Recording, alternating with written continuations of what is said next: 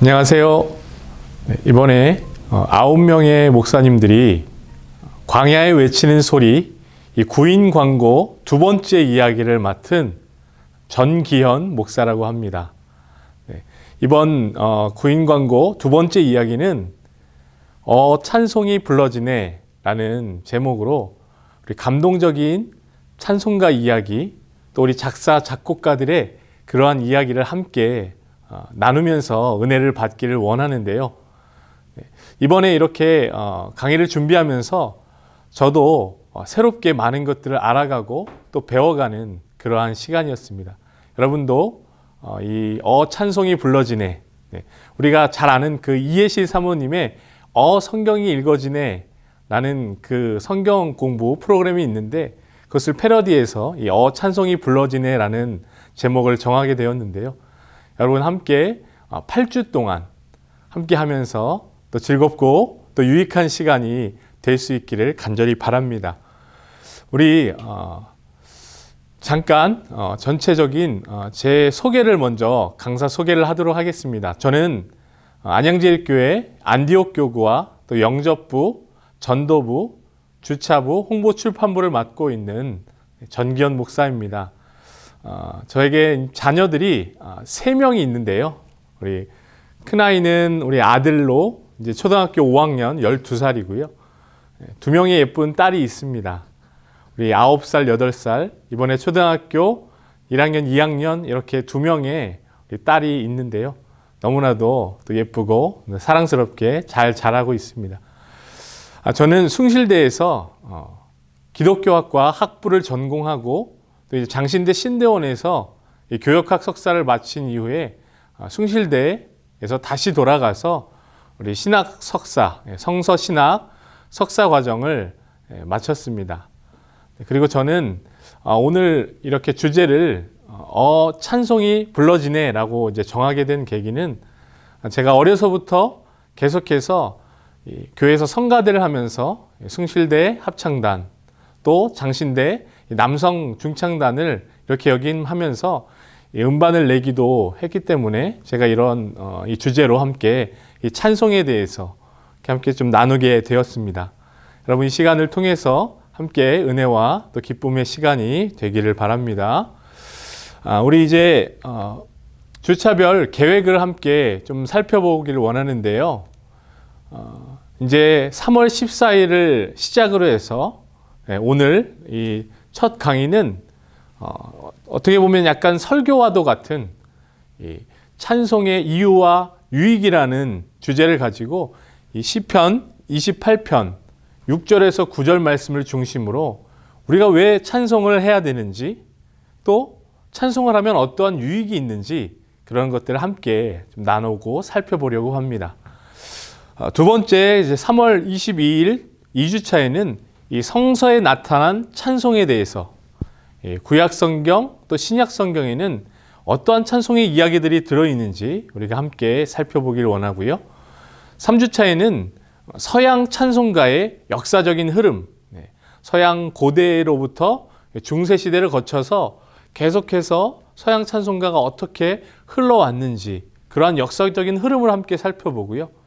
우리 4주차에는 한국교회 찬송가의 어제와 오늘이란 제목으로 우리가 한국교회가 찬송가가 어떻게 변천되었는지 그러한 것들을 함께 살펴보려고 합니다.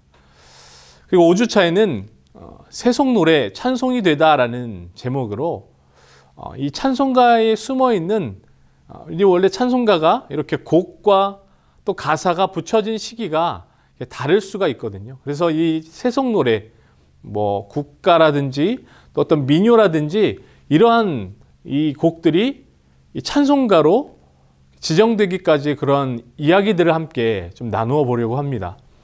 그리고 6주차에는 6주차, 7주차, 8주차 이렇게는 이 찬송가에 얽힌 이 작사 작곡가들의 이야기들을 함께 나누려고 하는데요.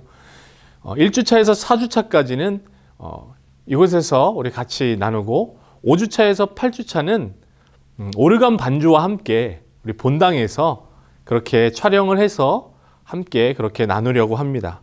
그래서 오늘 우리 1주차 이제 그 찬송의 이유와 유익에 대해서 우리가 함께 이 시간 나누길 원합니다. 여러분, 찬양이 여러분 무엇이라고 생각하십니까? 찬양은 노래일까요? 찬양, 찬송, 찬미. 여러분, 이 세 가지가 어떻게 다를까요? 우리가 시편 28편 6절에서 9절에 보면 이런 말씀이 나와 있는데요. 우리 함께 한번 읽어보겠습니다. 우리 시편 28편 6절에서 9절 말씀 함께 읽습니다. 여호와를 찬송하며 내 간구하는 소리를 들으심이로다. 여호와는 나의 힘과 나의 방패이시니 내 마음이 그를 의지하여 도움을 얻었도다. 그러므로 내 마음이 크게 기뻐하며 내 노래로 그를 찬송하리로다. 여호와는 그들의 힘이시요 그의 기름 부음 받은 자의 구원의 요새이시로다. 주의 백성을 구원하시며 주의 산업에 복을 주시고 또 그들의 목자가 되시어 영원토록 그들을 인도하소서. 아멘. 이 시편 28편에 이 시편의 기자의 고백을 근거로 우리가 오늘 이 찬양이 무엇인가, 또 찬송이 우리가 왜 찬송을 해야 되는지, 또 찬송을 했을 때 우리가 어떤 유익이 있는지 시간 함께 살펴보기를 원합니다. 찬양은 아름답고 훌륭함을 크게 기리고 드러낸다라는 뜻을 사전적으로 가지고 있고요. 이 찬미는 아름답고 훌륭한 것이나 위대한 것 따위를 기리어 칭송함, 이러한 뜻이 있습니다. 마지막으로 이 찬송은 이 세 가지의 뜻이 있는데요. 첫 번째로 미덕을 기리고 칭찬함, 두 번째로 신성한 대상을 찬미하는 노래, 세 번째로 이 기독교에서 하나님의 은혜를 기리고 찬양함 또는 그런 일이라고 이렇게 사전적으로 정의가 되어 있는데요. 이 찬송은 특별히 이 노래다라고 조금 더 찬양과 찬미보다는 조금 더 구체적이고 또 넓은 의미로도 이 찬송이 사용되고 있는데요. 이 찬양, 찬미, 찬송에 동일하게 들어간 이 찬자는 여러분 우리가 잘 아는 대로 칭찬할 찬으로 알고 있는데 이 도울찬, 또 이제 기릴찬, 이러한 찬자가 있습니다. 그래서 도울찬을 이 갑골문자로 여러분 보시면 이렇게 사람이, 저기 이제 먼저 선자인데 사람이 이렇게 뭔가 가지고 나오는 그러한 모습을 이렇게 형상하고 있잖아요. 그리고 거기에 이런 패, 조개 패, 이 예물을 이렇게 서로 앞다투어서 이렇게 가지고 오려고 하는 것. 그래서 우리가 도울 찬자는 보통 우리가 교회에서 찬조한다고 하잖아요. 찬조한다고 할 때 이 도울 찬자를 씁니다. 그래서 이 찬조할 때 이 찬자에 이 말씀원, 말씀원자가 들어가면 이 밑에 보면 전서체에 이 기릴찬이라고 하는 한자가 있죠. 기릴찬이 바로 이 찬양할 때의 찬자입니다. 이 도울찬, 말로 하나님을 영화롭게 하는 것, 그것이 이 기릴찬자의 의미일 것입니다. 나를 낮추고 찬양의 대상을 높이는 것을 이 찬양은 의미하고 있죠. 그래서 우리가 경배와 찬양, 찬양과 경배라는 말을 함께 쓰는데요. 이 찬양, 찬송, 찬미에는 반드시 그 대상이 있고 그 대상에 대한 존경과 엎드림이 있어야 된다라는 말입니다. 여러분 다들 아시는 대로 이 찬양, 찬양에 이 할렐루야라는 말을 우리는 너무나도 많이 씁니다. 믿지 않는 사람들도 이 할렐루야라는 말을 알죠. 우리가 절에 다니지 않아도 어떤 말을 합니까? 나무아미탑을 관세음보살이라는 말을 우리가 다 아는 것처럼 이 할렐루야라는 말을 믿지 않는 사람들도 다 아는데요. 이것이 이 말이 이 기독교에서 중요한 위치를 차지하는 것은 이 여호와를 찬양하라, 할렐루야라는 이 말이 기독교 신앙의 근간이 되는 말이기 때문일 것입니다. 우리가 이사야 43장 21절 말씀에 보면 우리 하나님께서 우리를 창조하시기 위한 그 목적이 나와 있는데요. 이 백성은 내가 나를 위하여 지었나니 나를 찬송하게 하려 함이니라 라고 말씀하고 있습니다. 이사야 43장 21절은 우리에게 분명하게 이 찬양의 이유에 대해서, 이 찬송의 이유에 대해서 말씀해 주고 있는데요. 하나님께서 우리를 창조하신 목적이 바로 여호와 하나님을 찬송하는 것이라고 말씀하고 있습니다. 이것이 바로 모든 인간이 찬송해야 할 마땅한 이유일 것입니다. 여러분, 자녀가 부모 앞에서 엄마, 아빠, 왜 날 이렇게 낳아줬어? 라고 묻는다면 여러분 뭐라고 대답하시겠습니까? 그냥 너는 내가 그렇게 낳았어. 하나님께서 엄마를 통해서 또 아빠를 통해서 너를 그렇게 태어나게 하셨다고 대답할 수 있을 것입니다. 다시 말해서 내가 하나님을 찬송하고 찬양하는 것은 나의 힘이 아닌, 나의 뜻이 아닌 하나님의 뜻과 목적대로 이루어진다는 것을 우리는 기억해야 할 것입니다. 찬송할 수 있는 목소리를 주신 분도 하나님이시요, 찬송할 수 있는 건강을 주신 분도 바로 하나님이시기 때문일 것입니다. 그렇게 우리는 찬양할 때마다 늘 잊지 말고 기억해야 할 것이 있다면 우리가 찬양하는 대상이 누구인가 하는 것인데요. 우리의 찬양의 대상은 다른 어떤 것도 아닌 오직 우리의 아버지 되시고 창조주 되시는 여호와 하나님만이 되시는 줄로 믿습니다. 근데 우리가 찬양할 때 우리는 흔히 능숙한 악기 연주, 완벽한 목소리, 또 해박한 신학적 지식이 있어야 된다고 생각할 때가 있습니다. 그러나 우리가 하나님을 찬양할 때 필요한 것이 있다면 그것은 하나님을 사랑하고 영혼을 사랑하는 그 진실한 마음만 있으면 충분할 것입니다. 또 하나님께서는 이렇게 모든 영광을 홀로 받기에 합당하시고 구원의 귀한 은혜를 받은 우리는 쉼없이 그 하나님의 놀라운 사랑을 증거해야 할 의무가 있는데, 이 찬양과 찬송과 찬미는 모두 우리가 하나님을 높여드리고 우리는 하나님의 그 발 앞에 겸손하게 엎드리는 것을 의미합니다. 그렇기 때문에 우리가 가진 최상의 것으로 갈고 닦아서 준비해서 하나님께 드리는 것도 중요하지만 이 찬양이 어떠한 음악적인 완성도에 치중되거나 개인의 그 능력을 뽐내기 위한 것이 되어서는 결코 안 될 것입니다.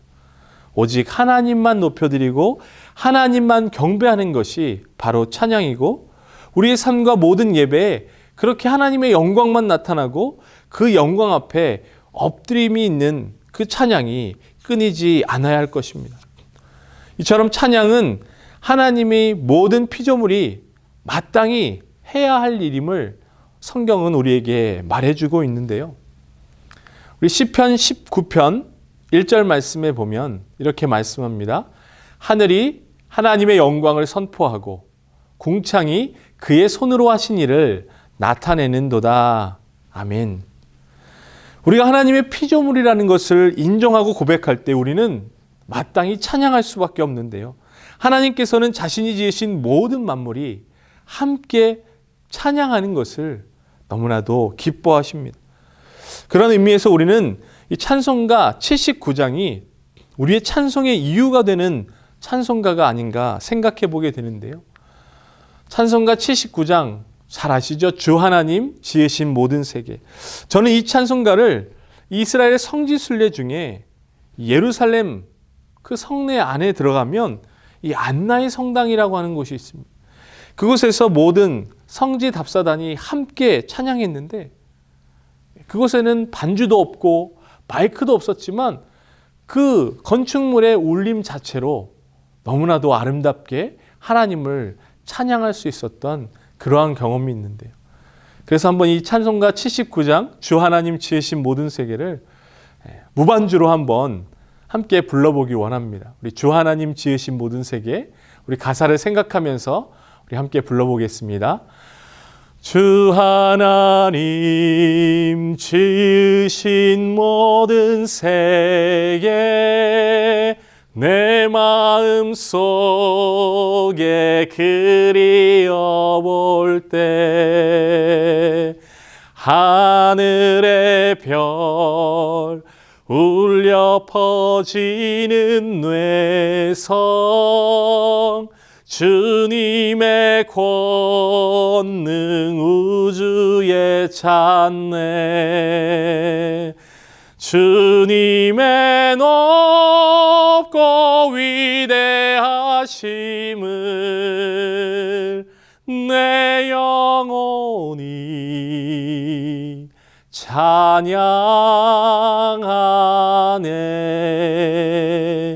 주님의 높고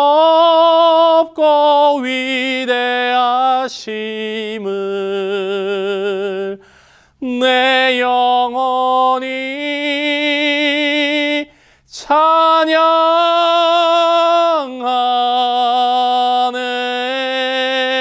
찬양하네. 아멘. 시편의 기자는 종종 자신의 영혼을 3인칭으로 이야기하면서 영혼을 향해서 명령하는 장면이 나오는데요. 내 영혼아 주님을 찬양하라. 내 영혼아 주님을 송축하라. 내 영혼아 주님을 경배하라. 이렇게 말합니다. 찬양은 단순히 입술로 부르는 노래가 아니라 우리의 온 마음과 온 영혼을 다해 하나님께 드리는 우리의 영혼의 고백인 줄로 믿습니다. 그리고 이러한 영혼의 고백인 찬양은 우리의 상황이나 환경에 관계없이 계속되어야 합니다. 우리의 삶의 자리 가운데 때로는 고난과 아픔과 좌절의 자리가 있을지라도 우리가 쉬지 않고 해야 할 것은 바로 하나님을 찬양하는 일일 것입니다. 오늘 우리가 함께 읽은 본문 시편 28편의 표제를 보면 이 다윗의 시라고 적혀져 있습니다. 이 시편 중에 가장 많은 시편이 바로 다윗의 시편인데요. 여러분, 다윗은 당시에 이스라엘의 왕이었지 않습니까?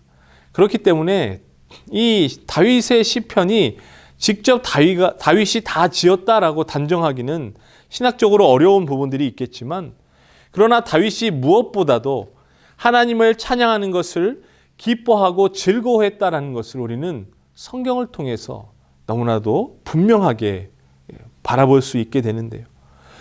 뿐만 아니라 그의 하나님에 대한 이 찬양은 상황과 환경에 관계없이 계속되었다라고 성경은 우리에게 알려주고 있습니다. 다윗이 지은 수많은 시편의 찬양 중에 우리가 너무나도 잘 아는 시편 23편, 여호와는 나의 목자시니 내게 부족함이 없으리로다. 이 다윗의 찬양도 학자마다 조금씩 다르겠지만 어떤 학자들은 다윗이 자신의 아들 압살롬에게 쫓길 때 지은 시편이라고 그렇게 주장하기도 합니다. 또 오늘 함께 읽은 시편 28편도 그러한 상황 속에서 다윗이 자신의 아들 압살롬에게 쫓기는 상황 가운데 쓴 찬송이라고 이 많은 학자들이 주장을 하는데요. 시편 28편 1절 말씀에 보면 여호와여 내가 주께 부르짖으오니 나의 반석이여 내게 귀를 막지 마소서. 주께서 내게 잠잠하시면 내가 무덤에 내려가는 자와 같을까 하나이다 라고 그렇게 고백합니다. 이러한 절망적인 상황 가운데 이 다윗은 있었음에도 불구하고 이 절망적인 상황 가운데 다윗이 하나님께 부르짖었을 때 그는 시편 28편 7절에 가서는 이렇게 하나님을 찬양하게 됩니다. 여호와는 나의 힘과 나의 방패이시니 내 마음이 그를 의지하여 도움을 얻었도다. 그러므로 내 마음이 크게 기뻐하며 내 노래로 그를 찬송하리로다 라고 고백합니다. 그러면서 다윗은 오늘 본문 말씀 속에서 우리가 왜 찬양할 수밖에 없는지, 또 찬양하면 어떠한 유익이 있는지 이 개인과 공동체로 그 유익을 구분해서 이야기를 하고 있는데요. 6절과 7절에서는 개인에게 오는 유익, 또 8절과 9절에서는 공동체에게 있어서 이 찬양의 유익을 설명하고 있습니다. 찬송의 유익은 이 개인의 유익과 공동체의 유익이 있죠. 그런데 이 개인의 유익은 6절에 간구하는 소리를 하나님께서 들으신다. 7절 상반절에 도우시는 하나님을 만나게 된다. 또 7절 하반절에 마음이 크게 기쁘게 된다라는 이 세 가지 유익으로 살펴볼 수 있는데요. 먼저 6절에 보면 간구하는 소리를 들으시는 하나님이십니다. 하나님을 찬송할 때 하나님께서는 그 찬송하는 자의 간구에 더욱 귀를 기울이십니다. 내가 간절히 바라고 소망하는 것이 있다면 우리는 그것을 생각하기 전에 그것을 주실 수 있는 하나님께 감사와 찬송을 먼저 드려야 한다라는 것인데요. 어떤 가정주부인 어머니의 평범한 일기의 내용입니다. 제가 그 일기의 내용을 읽어드리겠습니다. 어느 날 저녁이었습니다. 저녁 식사를 마치자 아들이 갑작스럽게 생전하지 않던 설거지를 하겠다고 나섭니다. 설거지를 깨끗이 하고 나서는 좋아하는 드라마를 보기 위해 TV 앞에 앉자 우리 아들은 나의 어깨를 주무르면서 엄마, 오늘도 힘들었지? 엄마가 해준 김치찌개 오늘 최고로 맛있었어. 우리 엄마 최고야 라고 말합니다. 내일 여자친구와 데이트를 한다더니 돈이 필요한가 봅니다. 돈이 필요해서 하는 말인 줄 뻔히 알면서도 아들의 칭찬이 듣기 싫지 않은 건 왜인지 모르겠습니다. 라고 일기를 썼다고 합니다. 이 엄마의 마음처럼 우리도 하나님 앞에 하나님을 칭찬하고 하나님을 찬양하고 하나님께 영광 돌릴 때 우리의 모든 필요를 아시는 하나님께서 우리가 간구하지 않아도 우리의 모든 필요를 채워주시고 우리가 쓸 것을 넉넉히 주시는 줄로 믿습니다. 두 번째로 도우시는 하나님을 만나게 되는 유익이 있는데요. 시편 18편 1절에서 3절은 우리가 너무나도 잘 아는 다윗의 시편입니다. 나의 힘이신 여호와여, 내가 주를 사랑하나이다. 여호와는 나의 반석이시요 나의 요새시요 나를 건지시는 이시요 나의 하나님이시요 내가 그 안에 피할 나의 바위시요 나의 방패시요 나의 구원의 뿌리시요 나의 산성이시로다. 내가 찬송받으실 여호와께 아뢰리니 내 원수들에게서 구원을 얻으리로다 라고 말씀합니다. 오늘 시편 28편 7절 상반절 말씀에도 이와 비슷한 말씀, 나의 힘과 나의 방패시니 내 마음이 그를 의지하여 도움을 얻었도다 라고 다윗은 고백합니다. 이처럼 하나님을 사랑하는 마음으로 우리가 하나님을 찬양할 때 우리는 나를 도우시는 하나님을 만날 수 있게 됩니다. 그리고 어떠한 어려운 상황 가운데서도 주님께서 나의 힘이 되어주시고 악한 세력이 나를 공격할지라도 주님께서 모든 공격을 막아주시는 방패가 되어주시는 것이죠. 또한 시편 42편 5절에는 이렇게 말씀하는데요. 내 영혼아 내가 어찌하여 낙심하며 어찌하여 내 속에서 불안해하는가. 너는 하나님께 소망을 두라. 그가 나타나 도우심으로 말미암아 내가 여전히 찬송하리로다 라고 고백합니다.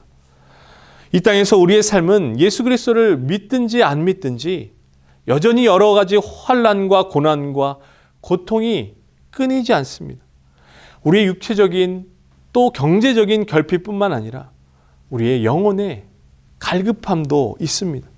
그러한 절망의 자리 가운데 어찌할 바를 몰라 수가성에 우물을 기르러 나왔던 그 여인처럼 이곳저곳을 기웃거리는 모습이 바로 우리의 모습일 것입니다. 그러나 그러한 상황 가운데 있을지라도 언제나 하나님께 소망을 두고 찬송하며 감사하면 하나님께서는 나의 찬송 소리를 들으시고 반드시 우리를 도와 구원해 주시고 우리의 모든 필요를 채워주시는 놀라운 역사가 우리 가운데 있게 될 것입니다. 마지막으로 이 세 번째 개인의 복은 마음이 크게 기쁘게 되는 복입니다. 저는 초등학교 3학년 때 한 선생님의 권유로 이 주일학교 성가대를 시작하게 되었습니다. 중학교 때는 찬양대와 또 교회 찬양팀으로, 고등학교 때는 학교 기독교 중창단으로 활동을 했었고요. 고3 때도 주일 한 번 거르지 않고 찬양대에서 하나님의 그 이름을 찬양했습니다. 그리고 대학에서는 합창단에 들어가 대학교 예배인 채플에서 찬양하는 찬양대로 섬겼고, 또 신대원에서는 중창단에 들어가 찬양 음반을 내면서 노래로 하나님을 찬양하는 것에 대한 그 화음으로 하나님을 한 목소리로 찬양하는 것에 대한 그 기쁨을 느꼈습니다. 세상 사람들은 대중가요를 통해서 희열을 느끼고 많은 가수들에게 열광하며 노래하는 그러한 기쁨을 느끼지만 그러한 기쁨은 잠시밖에 머무르지 않는 그러한 기쁨입니다. 그러나 우리가 오직 하나님을 찬양할 때, 그리고 하나님께 찬양으로 영광 돌리기 위해서 우리의 시간을 드리고 우리의 수고를 드리고 우리의 목소리를 드릴 때 하나님께서 우리의 마음 가운데 세상이 알지 못하는 평안과 기쁨을 우리 가운데 허락해 주실 것입니다. 마지막으로 이 다윗이 8, 9절에 찬양하는 이 공동체 가운데 하나님께서 부어주시는 놀라운 복이 있는데요. 오늘 8절 말씀에 보니까 이 개인에게와 마찬가지로 하나님께서는 이 찬양하는 공동체, 찬양하는 자들에게 힘이 되시고 구원의 요새가 되신다라고 말씀하십니다.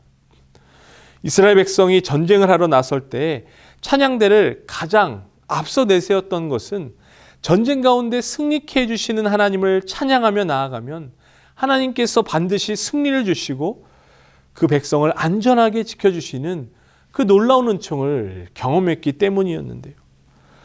우리 영적인 전쟁에서도 이미 승리하신 예수 그리스도를 바라보며 승리케 해주실 하나님께 감사와 찬송을 드리면 어떠한 세상의 위협과 사탄 마귀의 공격 가운데서도 우리를 안전하게 지켜주시는 줄로 믿습니다.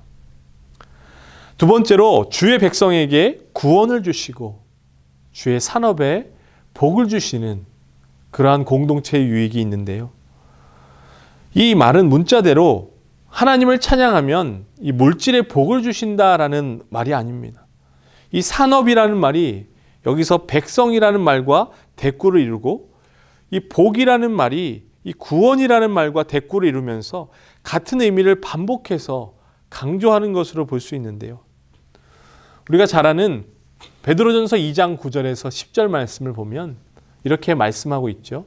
우리 한번 함께 한 목소리를 읽어보겠습니다. 그러나 너희는 택하신 족속이요 왕 같은 제사장들이요 거룩한 나라요 그의 소유가 된 백성이니 이는 너희를 어두운 데서 불러내어 그의 기이한 빛에 들어가게 하시니에 아름다운 덕을 선포하게 하려 하심이라. 너희가 전에는 백성이 아니더니 이제는 하나님의 백성이요 전에는 긍휼을 얻지 못하였더니 이제는 긍휼을 얻은 자니라. 아멘. 찬양의 놀라운 유익은 이 세상에서의 재물과 부귀와 영광에서 그치는 복이 아니라 우리의 신분을 바꾸어 주시는 놀라운 하나님의 은총이 그 안에 있다라는 것입니다. 그래서 우리를 택하신 족속이요 왕 같은 제사장이요 거룩한 나라요 하나님의 소유가 된 백성으로 우리를 불러주셨다라는 것입니다. 그러므로 우리가 하나님을 찬양할 수 있다라는 것이 얼마나 놀라운 특권인지 또 얼마나 귀한 권세인지 우리는 늘 기억하며 오직 하나님의 이름을 늘 찬양해야 할 것입니다. 마지막으로 공동체 가운데 주시는 유익이 목자가 되셔서 영원토록 인도하신다라고 말씀하시는데요. 우리가 잘 아는 시편 23편 1절에 보면 여호와는 나의 목자시니 내게 부족함이 없으리로다 라고 말씀합니다. 또한 23편 3절에 보면 내가 사망의 음침한 골짜기를 다닐지라도 해를 두려워하지 않을 것은 주의 지팡이와 막대기가 나를 안위하시나이다 라고 말씀합니다. 여러분, 우리의 목자가 되시는 하나님께서 그 양떼를 지킬 때 그 손에 무엇이 들려 있습니까? 바로 이 지팡이와 막대기가 들려 있습니다. 양은 부족함이 많은 동물이죠. 근시안이기 때문에 그저 앞에 있는 양의 뒷공무니만 쫓아다닙니다. 마치 세상 속에서 한 치 앞도 모르고 많은 사람들이 가는 그 길로 따라가는, 그 길이 죽음의 길인지 생명의 길인지도 모른 채 그저 뒷공무니만 따라가는 양처럼 그러한 어리석은 존재들이 바로 우리 양 같은 인간입니다. 그러나 이러한 양은 목자가 있으면 결코 부족함이 없습니다. 왜냐하면 목자가 그 양떼를 지팡이와 막대기로 지켜주기 때문입니다. 지팡이와 막대기로 안위해주기 때문이죠. 지팡이는 양의 앞길을 인도해 줍니다. 그래서 잘못된 길로 갈 때 그 양을 올바른 길로 인도하는 것이 바로 목자의 손에 들린 지팡이일 것입니다. 또한 이 사나운 맹수와 외부적으로 이 양을 공격하는 그러한 세력들이 있을 때 이 목자가 가지고 있는 이 막대기는 그 모든 위협을 다 물리쳐 버리는 것입니다. 사나운 맹수의 공격을 이 막대기로 물리쳐 주시는 것이죠. 우리 주님께서는 찬양하는 자들에게 목자가 되어서 그들을 영원토록 인도하신다라고 말씀하고 있습니다. 이것이 바로 이 찬양하는 공동체에 주시는 하나님의 놀라운 유익인 것이죠. 이처럼 우리가 마땅히 찬양의 이유를 알고 개인과 공동체에 주시는 그 찬양의 유익을 알 때 우리 안에 기쁨이 넘치고 하나 되는 연합이 있을 뿐만 아니라 하나님께서 우리의 힘이요 요새가 되어 우리 교회에 복을 주시고 또 우리 개인에게 복을 주셔서 목자 되신 예수 그리스도께서 우리를 쉴 만한 물가와 푸른 풀밭으로 영원토록 인도해 주실 줄로 믿습니다.